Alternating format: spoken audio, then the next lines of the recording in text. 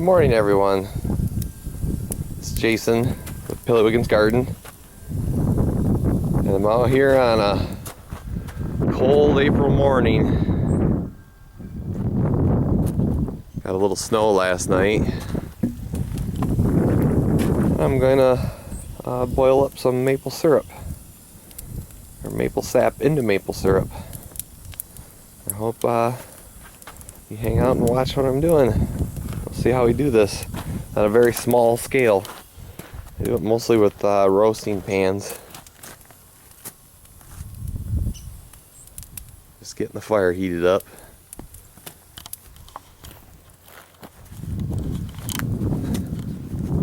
Here at our home we have several very large and old maple trees. And this year I decided to get some taps, old-fashioned taps, and collect a little sap. It's been a couple days since I've been able to dump my little gallon jugs, so they're all full. And this is just one way to collect it. Now next year what I'll do is I'll probably connect the hose to the end of that into each one, and then put them directly to a 5-gallon bucket that'll be on the ground, or I can have a 5-gallon bucket to each tap. That'll work too,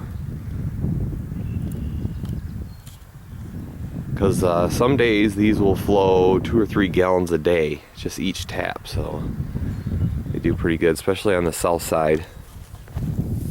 Okay, well my fire's going good, and so now I put these 2 roasting pans on. The one is ours, and then the other one I got at a resale shop for just a couple of bucks, so it worked out really good. And these low pans are ideal for making syrup on. At first I tried to use a canning pan, and it was so tall that it took a long time for the pan to get up to heat. Now they're up to temp, but with these shorter pans they get up to temp really fast. In fact, I had just poured the sap in here and it's just starting to get a little bit of steam.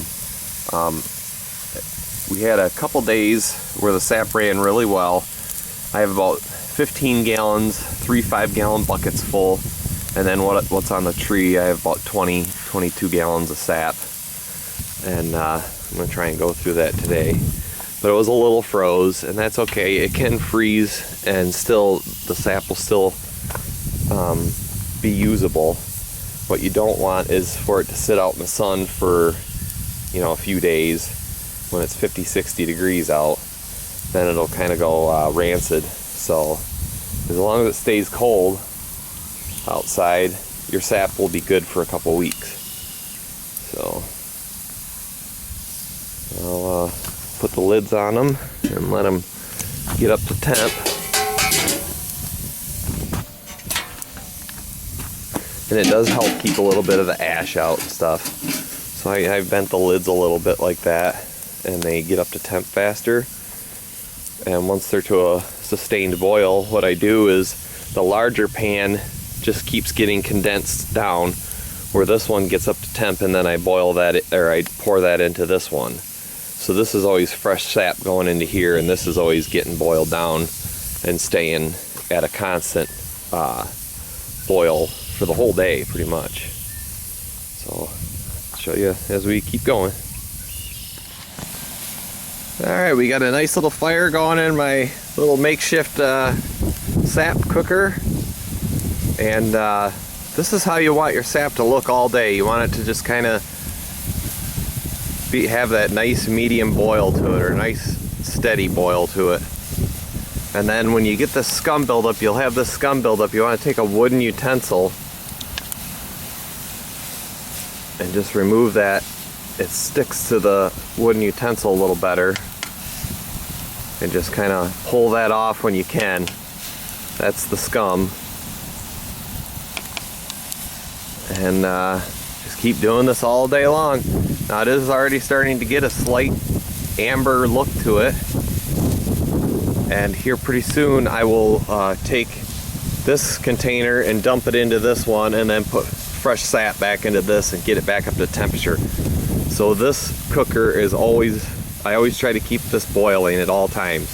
And as you can see, on a day like today, a lot of steam's coming off and it's evaporating very fast. So it's something you have to watch quite a bit, and especially towards the end. You have to watch it a lot more towards the end, because as the sugar builds up, it has an easier chance to burn. So you want to be stirring it a little more and watching it.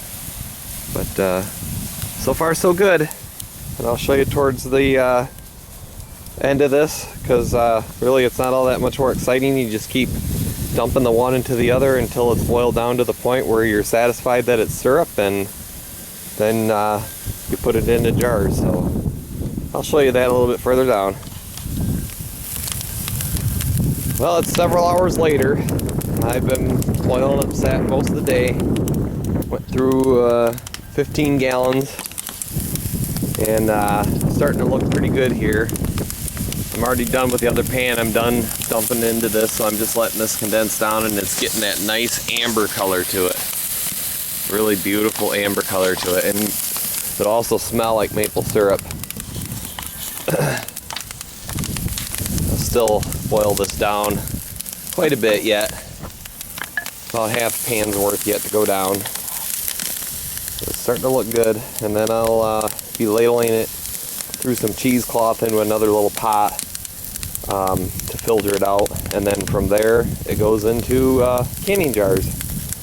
So I'll show you that next when I get ready to do that. Okay, so I'm bringing over this hot pan of syrup, and then I'm just going to ladle it into this pan through the cheesecloth. And that's going to filter out a lot of the sediment and a lot of the little embers and stuff, and gets into your syrup when you're mixing it, when you're making it.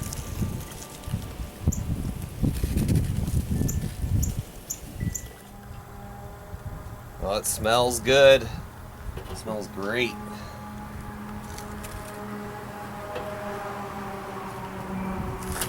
Oops, spilling. One more to go. You want to do this while it's hot too, so it'll flow better. It cools off and then it doesn't flow as well, and it can cause problems.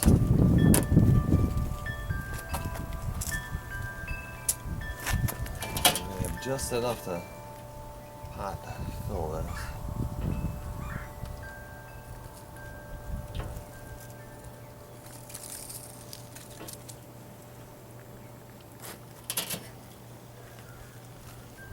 Right to the top. And that's what you do there, and then I'll take this inside and ladle it into smaller jars from there. I do prefer to do this outside because it is kind of messy, so you kind of have to do it outside. Alright, and I have this sap, maple syrup actually, in the house now on real low heat. I'm not trying to finish it, I'm just trying to keep it liquid so that I can transfer it to the jars. And I have some half-pint jars that are hot. And you want to ladle your syrup right in there and leave a little bit of head space like you would when you're canning just about anything else.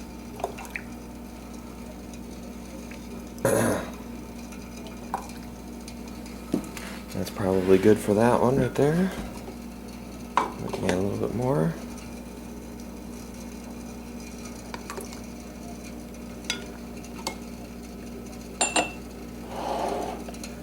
And I'll seal these up.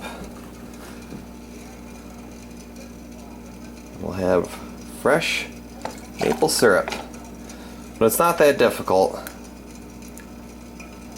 I do recommend doing this outside, though. You do not want to do maple syrup in your house. It can cause fires and will make your house very sticky. So it's not something you really want to do. And that's it. We'll just put a lid on these, and they'll be ready to seal. thanks for watching. I hope you enjoyed the video on how to make maple syrup. Here's what I ended up from this batch. The later the sap seems to be has a little more sugar to it. I've been averaging about 5 pints, or excuse me, these are half pints. 5 half pints per 15 gallons, but I actually ended up with an extra pint. So I think there's a little bit more sugar in this later sap, and it's turned out to be pretty dark and good looking. Thanks for watching.